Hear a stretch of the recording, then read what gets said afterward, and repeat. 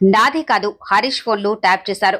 అధికారం కోసం కేసీఆర్ ఎంతకైనా తెగిస్తారు. చామల ట్యాపింగ్ కేసులో చామల వాంగ్మూలం తీసుకున్న సెట్ ఫోన్ ట్యాపింగ్ ద్వారా గత కేసీఆర్ ప్రభుత్వం వేలాది మంది వ్యక్తిగత జీవితాల్లోకి తొంగి చేసిందని ఎంపీ చామల కిరణ్ కుమార్ రెడ్డి ఆరోపించారు. తన ఫోనే కాదని అప్పట్లో మంత్రిగా ఉన్న హరీష్ రావు ఫోన్ను ట్యాప్ చేశారని పేర్కొన్నారు. హరీష్ ఈ విషయాన్ని కాదనగలరా అని ప్రశ్నించారు. ఆ భయంతోనే ఏ పీఏ కారు పీఏ కార్ డ్రైవర్లు సైతం హరీష్ మార్చుకున్నారని తెలిపారు. ఫోన్ ట్యాపింగ్ కేసును సంబంధించి సిట్ అధికారులు శనివారం ఎంపీ చామల వాంగ్మూలాన్ని నమోదు చేశారు. అనంతరం కిరణ్ మీడియాతో మాట్లాడుతూ 2023లో తన ఫోన్ ట్యాపింగ్ అయిందని సిట్ అధికారులు తెలిపారన్నారు.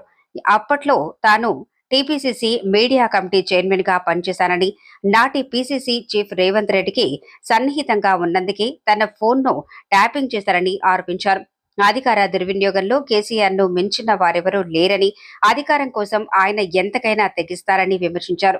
ఫోన్ ట్యాపింగ్ కు పాల్పడిన వారెవరైనా శిక్ష అనుభవించాల్సిందేనని అన్నారు.